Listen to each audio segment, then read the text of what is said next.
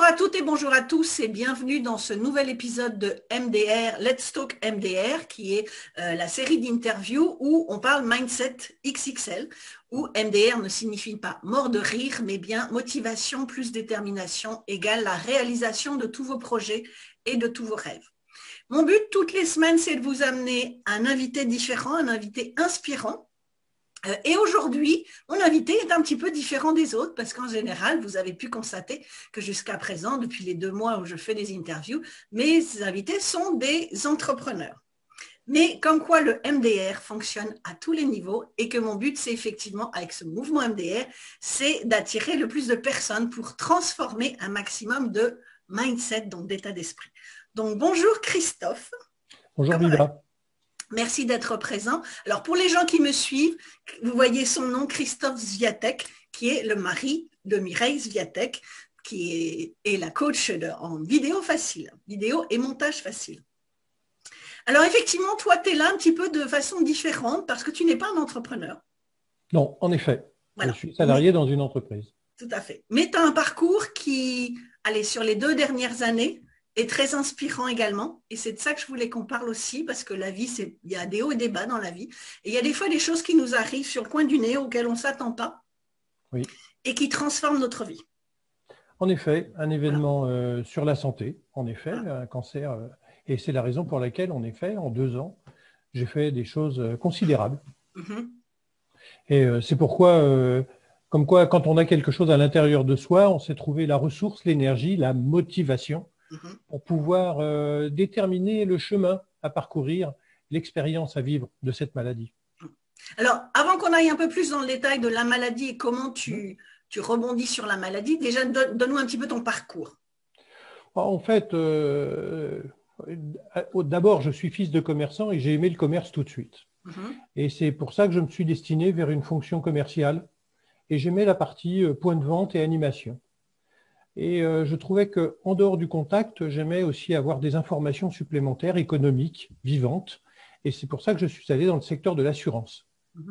Donc, c'est un métier à la fois de régional que j'ai pu avoir, animer des équipes, manager des équipes, donc ce qui n'est pas une mince affaire. Et de l'autre côté, animer des points de vente, les rendre attractifs. Voilà ce parcours dans l'assurance principalement et accessoirement d'avoir créé une entreprise avec Mireille et aujourd'hui d'être pas loin de Mireille pour son entreprise aussi de vidéo facile. Tout à fait. Et donc, tu avais un parcours où tout allait bien. Il y avait une vie où tout se passait bien, un bon job, un bon salaire, une bonne vie, un niveau de vie important aussi. Et puis, donc, il y a 2 ans, donc nous, on se connaît depuis 4 ans, parce que je t'ai connu un petit peu après Mireille, mais je crois qu'on s'est rencontrés, nous, il y a au moins 4 ans. Oui, une plage à Montpellier. Voilà, tout à fait. Où tu t'es présenté comme Monsieur Mireille Sviatek. Exactement. Tout à fait. Je me souviens de ça aussi. Effectivement, c'était sur la plage de Montpellier. Donc là, effectivement, tout allait bien et ainsi de suite. Et puis, donc, il y a 2 ans, tu as appris la nouvelle où comme quoi tu avais effectivement un cancer. Donc, est-ce qu'il y avait des choses qui t'annonçaient que tu pouvais avoir un cancer ou c'est vraiment tombé, comme les miens, en fait, ils sont tombés un peu, je ne m'y attendais pas du jour au lendemain, on m'annonce ça, j'ai un peu le sentiment que le ciel va me tomber sur la tête, quoi. En fait, moi, je traitais 2 problèmes. Un problème urinaire masculin classique, traditionnel à mon âge. Et de l'autre côté, j'avais un petit problème de structure osseuse. J'avais comme une cruralgie, quelque chose. C'est la sciatique, mais en sens inverse.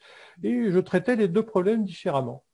Et est venu un scanner pour un examen de ces abdominopelviens, d'aller regarder ce qu'il y avait à l'intérieur. Et là, la photo n'était pas belle à voir. Et il fallait que j'entende une information auquel je ne m'attendais absolument pas et j'étais loin de pouvoir m'en rendre compte.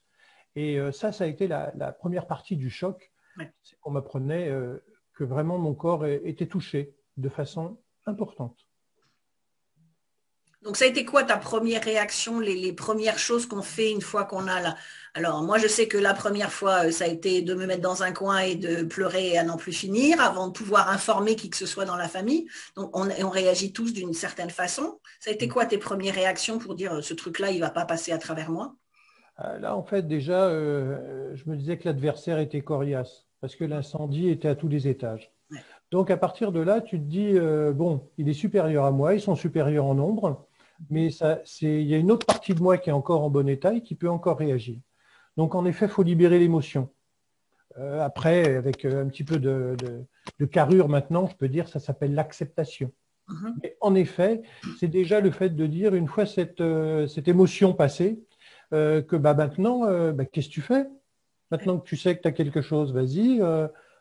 Est-ce que tu es resté dans ta vie à ne rien faire ou est-ce qu'au contraire, est-ce que tu as agi ou réagi?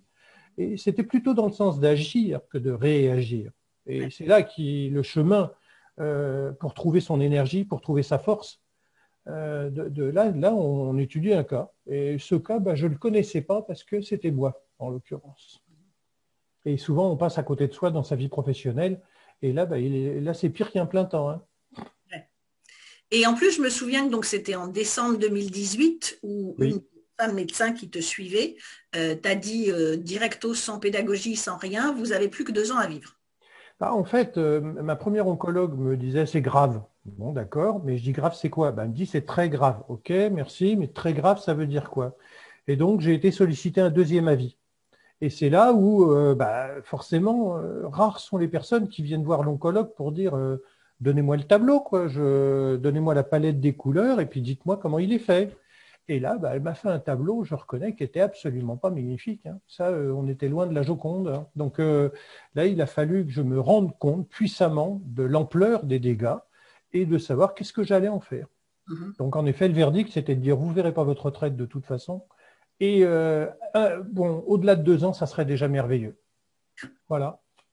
Et comment on réagit à ça? Parce que je pense aux gens, c'est-à-dire que moi, je sais que j'aurais pas aimé qu'on me le dise. On me dit, OK, c'est grave, on ne sait pas ce qui va se passer, mais de donner une date comme ça en disant, dans 2 ans, vous n'êtes plus là. Alors, il y a des gens qui vont se dire, je fais rien, et puis comme ça, de toute façon, je vais mourir parce qu'on me dit que je vais mourir. Et puis, il y a des gens qui se disent, OK, tu m'as dit ça, mais tu vas voir, moi, je vais réagir, justement, je vais faire des choses pour, en tout cas, reculer l'échéance.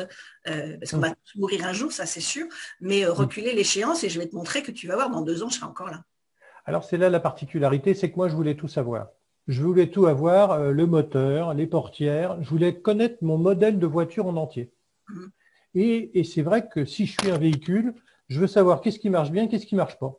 Donc les freins, ils étaient bien, il y avait des tuyaux qui fonctionnaient bien, donc il n'y avait pas de raison, mon tableau de bord fonctionnait à peu près, mais en effet, il y avait des données, mes données sanguines vont globalement bien, donc il y avait des trucs qui étaient positifs, tout n'était pas noir. Mais celui qui était noir était vraiment noir foncé, ça n'y avait pas de souci. Donc c'est quand tu cherches, quelque part, c'est de dire, je vais employer, ça ne veut pas dire que je vais oublier, je vais employer les effets bénéfiques et je vais encaisser le positif et je vais creuser ce positif. Et c'est là qu'on trouve la force et la vitalité. Qu'est-ce qui m'anime? Qu'est-ce qui me fait plaisir? Qu'est-ce qui te réjouit dans la vie? Qui as-tu plaisir à rencontrer? Qu'as-tu plaisir à voir? Et là, ta motivation, tu la trouves. Donc, est-ce que ça veut dire aussi que quelque part, ça venait déjà de ton mindset d'avant, ou tu étais déjà quelqu'un de positif et de curieux, qui fait que… Les obstacles, la force, sont des opportunités. Ouais. Donc, certains obstacles sont entre guillemets fastoches, d'autres sont beaucoup moins. Hein. J'ai eu des nouveaux directeurs qui considéraient que j'étais parfaitement inutile et que je ne servais à rien et que je coûtais de l'argent. J'avais d'autres, des directeurs qui pensaient que j'étais utile et qu'éventuellement, ça pouvait être quelque chose de tirer bien la substance du gars jusqu'au maximum, même s'il est un peu épuisé, c'est pas gênant. Donc, toute cette matière-là, à un moment, tu te dis, je vais l'employer, mais cette fois-ci, c'est pour moi. Comme quand j'entreprends. Comme quand Mireille entreprend, comme quand tu entreprends, cette fois-ci, c'est pour moi. Donc, l'enjeu, il n'est pas minime. C'est toi. Donc ça t'a amené aussi à faire plein de choses, redécouvrir plein de choses, parce que tu t'es mis à la méditation. Alors, je ne sais pas si tu en faisais avant ou pas, tu vas nous expliquer. Mais tu t'es remis au chant, ça je sais, que tu chantais avant, et que… Donc, tu as trouvé plein de choses qui te permettent justement de ne pas laisser le cancer te prendre toute ta tête, quoi.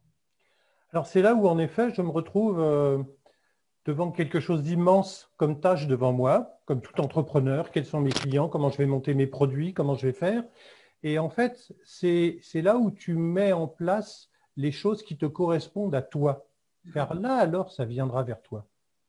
Si tu montes quelque chose qui n'est pas ton feeling, qui n'est pas toi-même, du moment que là, tu y mets ta peau, tu vas comprendre que là, tu vas en avoir les satisfactions, les griffures, les morsures, comme les embrassades. Donc, c'est là l'intérêt, c'est de se lancer avec un sujet très vaste. Et donc, j'avais déjà des prédispositions à la méditation. J'avais fait un stage de 4 jours sur la méditation il y a 15 ans.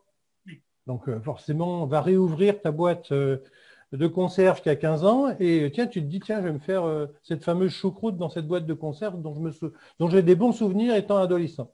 Donc, en fait, j'ai repris la méditation et cette fois-ci, j'ai repris une aisance, une tranquillité. La méditation me donnait une forme d'équilibre et me donnait mes moyens à moi-même. C'est-à-dire, j'étais plus comme cette espèce de jouet qui va dans tous les sens. Là, ça commençait à ralentir et à me structurer davantage. Et c'est vrai, j'ai un goût de chanter. Et ce goût de chanter, ça fait maintenant depuis l'âge de 18 ans, je chante dans une chorale. Donc j'ai juste interrompu 10 ans pendant mon dernier employeur, puisque j'étais à 2 endroits à la fois, donc ce n'était pas possible.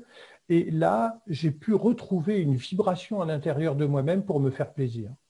C'est-à-dire que j'avais un côté pour me battre contre la maladie, mon alimentation et ma médication, par exemple. J'avais donc des choses qui étaient des travaux pratiques, concrets, à entreprendre, à tester sur moi. Mais de l'autre côté, je voulais une partie plaisir qui me donne la voix que j'ai, qui me permet de trouver quelque chose de mélodieux et d'harmonieux à l'intérieur de moi. Et les traitements ne me donnent pas toujours ma voix, j'ai des aphonies, mais ça n'empêche que ça rentre dans ma tête et ça me fait vibrer à l'intérieur. Et c'est pour ça que cette fidélité à la méditation et cette fidélité au chant choral m'amène le côté déterminant. À un moment, on m'a dit, tiens, maintenant on médite les yeux ouverts. On est plus conscient. Puisqu'on parle de méditation pleine conscience, plutôt que de fermer les yeux, ouvre-les puisque tu veux être méditatif et en même temps, tu fermes les yeux, c'est pas possible, c'est pas concevable. Ça m'a mis 1 mois et demi. Et je reconnais que, une fois de plus, cette détermination à dire, si tu ne l'essayes pas, si tu ne mets pas une fréquence, si tu ne gardes pas ta motivation intacte de dire, je suis capable de le conjuguer aussi dans cette version-là, eh bien, chaque chose que tu actes, même de méditer tous les jours, j'ai un rituel du matin. Et donc, ça permet de dire, tu vois quand même, en 2 ans, sur ce parcours, tu as eu de la motivation, mais ta détermination t'a aidé à concrétiser. Tu vois le chemin? Donc, en fait, tu t'es créé une nouvelle routine avec que des choses positives qui te permet de… Bon, la maladie, elle est là. C'est pas comme si je suis en déni. Elle est là. Je fais ce qu'il faut. Je suis les médecins, les médicaments, les machins, les chimios et tout. Je fais ce qu'il faut. Mais par contre, je la laisse pas prendre toute la place. Comme je te disais tout à l'heure avant qu'on démarre, c'est le cancer, il t'a pris tes cheveux, mais il t'a pas pris ta tête. Exactement. Le cancer est là. Et c'est comme ce que je faisais moi quand j'avais le cancer. C'était OK, je suis là pour les rendez-vous. OK, vous m'en parlez, vous me dites tout ce qu'il y a, vous me dites tout, et je veux tout savoir. Mais dès que je suis sortie de chez le médecin, chez le chirurgien, l'oncologue ou quoi que ce soit, ou des radiations, je ne sais plus comment on dit en français. Mais des rayons. Des rayons, voilà. Radiothérapie. Radiothérapie, je ne sais jamais le dire en français. On dit des radiations aux États-Unis. Oui. Et donc, du coup, c'est OK, je suis là, vous me dites ce qu'il faut faire, je suis là, mais le reste du temps, n'en parlez pas. Et moi, je me souviens que j'avais une amie qui m'appelait régulièrement aux États-Unis pour me dire, ça va, tu vas bien? Mais je dis, oui, je vais bien. Non, mais t'es sûr, tu vas bien? Non, mais je vais prier pour toi. Et je dis, non, surtout, tu pries pas pour moi parce qu'on avait une amie qui était décédée 6 mois plus tôt et qui croyait vraiment en Dieu. Je dis, non, laisse tomber Dieu. Moi, je vais bien toute seule.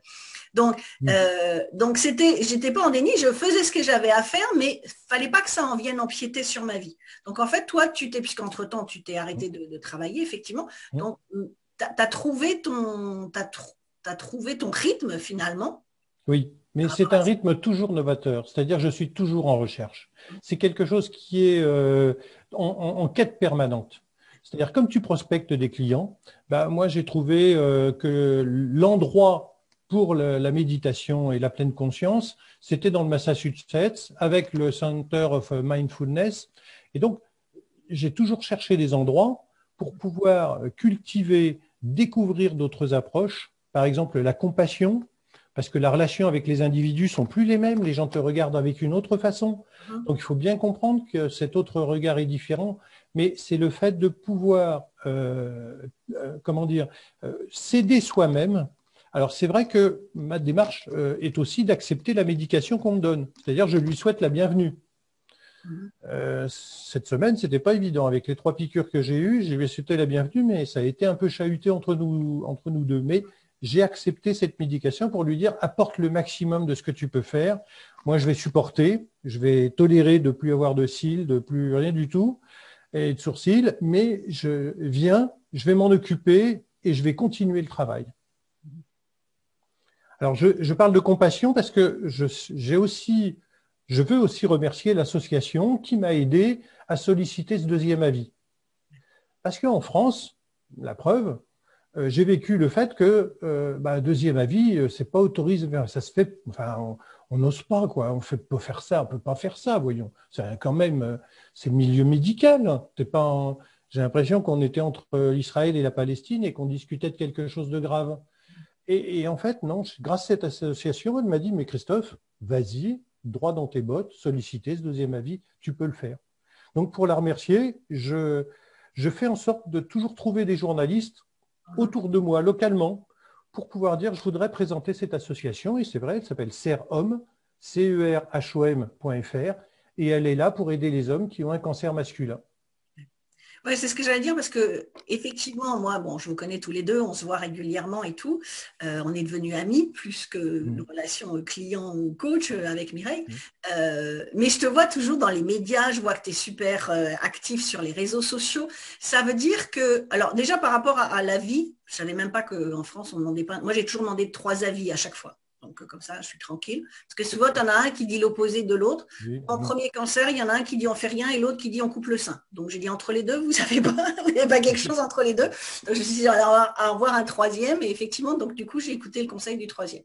Il m'a dit pour le moment, on ne bouge pas, mais dès qu'on bouge, dès qu'il y a un truc, on bouge. Et voilà, ça a bougé quelques années après. Là, il fallait faire vite. Mais ce que j'aime, c'est ça, c'est que aussi, dans le mouvement MDR, tu n'es pas à te plaindre pour toi seulement. Et maintenant, c'est là où d'habitude, je pose la question aux entrepreneurs en disant comment votre mindset impacte votre entourage et vos clients.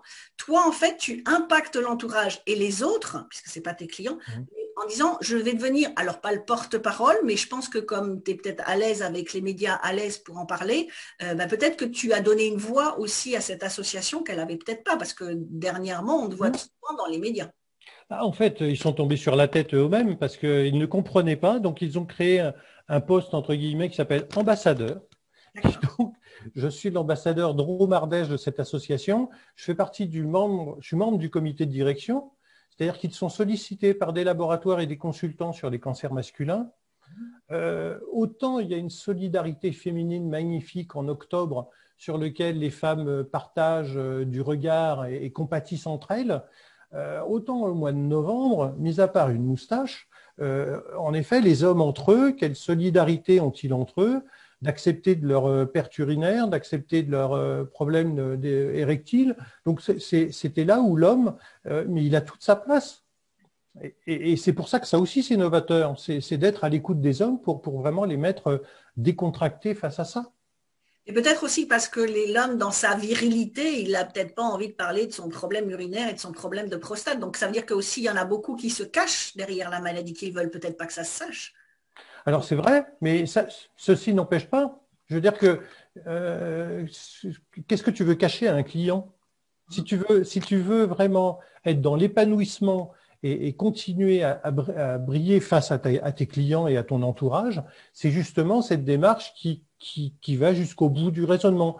On me dit que des fois, je suis un peu spécial. En effet, quand je viens à ma visite avec l'oncologue, j'ai ma liste de courses, j'ai ma liste de questions, parce que accessoirement, j'ai traversé une expérience. Donc, j'ai des questions pour savoir si on peut arrêter ça, mettre en place ceci, résoudre ça. Donc, c'est vrai que ça se fait pas tout seul. Mais en effet, il faut pouvoir partager, dire aux autres hommes qu'ils ont cette possibilité de le faire, qu'ils peuvent le faire et que ce n'est pas un moment de honte. Ils ne se diminuent pas. Au contraire, ils se fortifient. Donc, du coup, comment avec cette positivité que tu as, parce que du coup, tu as donné une voix à cette association, donc ils sont un peu plus connus, donc on en parle plus. Donc, ça veut dire qu'on ouvre des portes, on autorise aux hommes d'en parler plus. On l'a vu à la télé il n'y a pas très longtemps, l'émission Star à nu qui est aussi…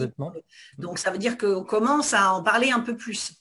C'est quoi, toi, ta motivation justement d'être le porte-parole de ça pour dire, voilà, il n'y a pas à avoir honte de ce qu'on a, et plus on va en parler, plus on va aider les autres. Donc, c'est une question d'entourage positif aussi, de dire, plus on va aider des hommes, peut-être aussi à de la prévention, peut-être plus on va régler le problème aussi. Alors, c'est en effet, là, cette fois-ci, c'est un peu un couteau suisse. C'est-à-dire qu'en effet, c'est à la fois être à l'écoute d'hommes qui t'appellent pour te dire, voilà, j'ai ça, j'ai telle chose. Est-ce que tu peux m'aider? Est-ce que tu peux me dire? Et c'est aussi en même temps de permettre à des hommes de s'exprimer, de parler.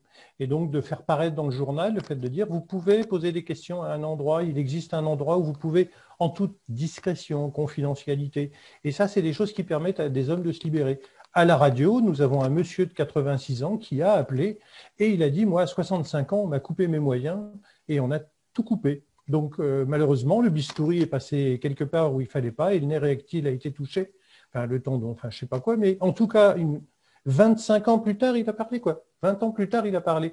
Donc, c'est ça qui permet de dire, enfin, il y a quelqu'un qui s'exprime. Bon, 20 ans plus tard, certes, mais c'est dire à quel point, enfin, les lumières s'allument. Ça veut dire que son expérience va aider les autres aussi. Complètement. Et de passer à la radio, ça permet de faire cette information qui se donne. Et toi, tu as fait que simplement dire, je suis passé à la radio pour en parler et on écoute les auditeurs. Et c'est comme ça que le partage s'est fait. Donc on en est là, alors que les femmes n'ont même plus besoin d'appeler pour demander pour un cancer du sein. Oui. C'est là la partie intéressante et vivifiante. La différence entre les hommes et les femmes, en général, c'est toujours les femmes qui sont dans le côté négatif, comme dans le job, dans les salaires. Là, pour le coup, c'est dans l'autre sens. Les femmes se libèrent peut-être plus entre elles. Complètement. Et du coup, le fait d'aider les autres, parce que grâce à l'association et toutes tes recherches que tu fais, parce que je sais que tu fais plein de recherches de traitement et tout ça, même aux États-Unis et autres, est-ce que tu penses que ça t'aide aussi, parce que ça veut dire je me confine pas sur mon problème à moi, le fait d'aller aider les autres, d'amener la parole aux autres, est-ce que quelque part, alors je vais pas dire que ça t'enlève la maladie, mais ça enlève que la maladie prenne la tête en disant je ne suis pas Calimero en train de m'occuper de moi et de mon petit problème à moi, mais ça devient beaucoup plus large que ça. Est-ce que ça t'aide aussi? C'est fait pour les autres, mais est-ce que c'est fait pour toi aussi? Comment ça t'aide? Alors, l'intérêt, en conséquence par rapport à moi, c'est qu'en effet, ça me donne une notion de perspective. C'est-à-dire que tu profites de moments pour te dire que ça te donne une notion de plus tard. Je sais, par exemple, qu'il existe un institut aux États-Unis où je peux passer une quinzaine de jours avec des caisses à oxygène, des jeûnes intermittents, des choses, une nourriture biologique. Et je sais que si j'ai besoin d'être requinqué, un jour où il n'y aura plus de confinement et plus de bazar qui nous gêne actuellement, je sais que si j'ai envie de me requinquer 15 jours avec Mireille, je peux partir là-bas pour me sentir mieux après 10 chimiothérapies. Donc, tu vois, il y a ce sel-là, ce sucre-là qui te donne des perspectives, qui te donne des idées. Et c'est ça l'intérêt d'être en contact avec eux et de le faire pour eux. D'ailleurs, c'est vrai que c'est un projet qu'on a depuis plus d'1 an, parce que vous deviez venir me rejoindre à Miami il y a 1 an avant que tout ça tout sorte de confinement. Donc notre projet, il est là, on retournera tous ensemble aux États-Unis. Je peux te le dire, le passeport, il est prêt. Il n'a jamais été utilisé. C'est vrai que vous l'avez préparé l'année dernière pour venir. Nos 2 passeports sont entièrement neufs et n'ont pas servi. Et alors, j'avais une autre question. Oui, parce qu'effectivement, tu as eu plusieurs étapes, parce que là, tu es dans une nouvelle étape de chimio. Donc, l'accepter une première fois, c'est déjà pas simple. En accepter une autre, en se disant quelque part, ça revient. Comment ton mindset, justement, il se renforce à chaque fois? Parce que c'est comme quand j'ai eu mon 2e cancer, à un moment donné, on se dit, ça arrive la 2e fois, voilà, c'est quand est-ce que je meurs, quoi. Vous me donnez la date et puis on est tranquille. Qu'est-ce qui fait que ça renforce encore ta positivité en se disant non, mais ça ne passera pas par moi? Alors, j'ai fait le choix d'être acteur. C'est-à-dire que, autant la première fois, j'ai suivi mes 6 séances. Tu y passes, voilà, tu te les fais, tu les passes, tu les prends. C'est comme un clou qu'on enfonce. Donc, la première, c'est un bonbon, mais alors la 6e, c'est vraiment de l'huile de foie de morue, quoi. Donc, tu es vraiment bien foutu à ta plat. Et c'est là l'intérêt pour moi, c'était de dire je veux être acteur. Donc quand l'enjeu de la récidive s'est quand même pointé au mois de juillet de l'année dernière, c'était de dire on peut dire que ça a repoussé, parce que c'est en 3 dimensions, vous comprenez, donc ça peut faire 2 cm d'un côté, mais si vous vous déplacez, ça fera plus de 2 cm. Donc voilà, on est dans des débats techniques qui sont ce qu'ils sont. Et en fait, on se rend compte que il y en a quand même un certain nombre qui sont là et que quand même le reste est un peu endormi. Donc, on dit il y a un foyer qui est solide, qui a l'air important. Et le défi, on sait que c'est une nouvelle chimiothérapie. Donc là, il y a ma femme qui est au téléphone au rendez-vous, puisqu'elle ne peut pas être présente, donc elle est dans la voiture, elle contribue à la conversation. Et on en déduit que, il n'est pas nécessaire d'attendre pour savoir si ça grossit plus vite, puisque de toute façon, il est invasif et agressif, donc il fait ce qu'il veut quand il veut. OK, c'est ton choix. Moi, le mien, par contre, avec l'oncologue, c'est de dire, bon, on va passer à l'attaque, on va y en coller 10. Globalement, vaut mieux que j'en ai 10 à 60 ans, plutôt que d'en avoir 10 à 70 ans. Parce que je ne sais pas dans quel état je vais bien le réussir. Mais on va y en coller 10 maintenant. Alors, je reconnais que j'en suis à la 5e, je peux te dire que je suis bien assommé. Là, je suis au menhir. Quand de cette semaine, je ressors comme si un menhir m'était tombé dessus. Donc, tu comprends qu'il faut se un peu. Et c'est pour ça aussi que je te remercie, parce que je sais que ta dernière séance a eu lieu il y a tout juste 8 jours et qu'il te faut déjà du temps avant de te remettre. Donc, merci d'être là et de témoigner, parce que ça va aider aussi beaucoup de personnes. Mais c'est là où tu entreprends, quoi. C'est là où tu choisis de dire, OK, je le digère, je le prends, je peux prendre des engagements et je continue à faire ce travail sur moi parce qu'il est permanent, comme un entrepreneur là lui-même à le faire pour dire, j'ai des nouveaux clients à chercher, j'ai du réseau à faire fonctionner pour pouvoir me permettre d'avoir sans arrêt des nouveautés qui s'offrent à moi et des opportunités qui se présentent à moi. Donc, en effet, on a choisi l'opportunité de 10 et je suis acteur de ces 10. Donc, pour clôturer, alors on a bien compris que, et si tu es là, c'est pas par hasard, c'est que tu as cette positivité avec toi, c'est que tu draines cette positivité à la fois pour toi, mais pour les autres. Donc, pour tous ces hommes qui n'osent pas encore parler, alors j'ai l'impression d'être la nana de Star à nu, mais c'est mon but avec MDR, c'est aussi pour ça que j'ai fait ce livre-là, qui s'adresse effectivement à 80% à des entrepreneurs, mais il y a toute la partie personnelle également.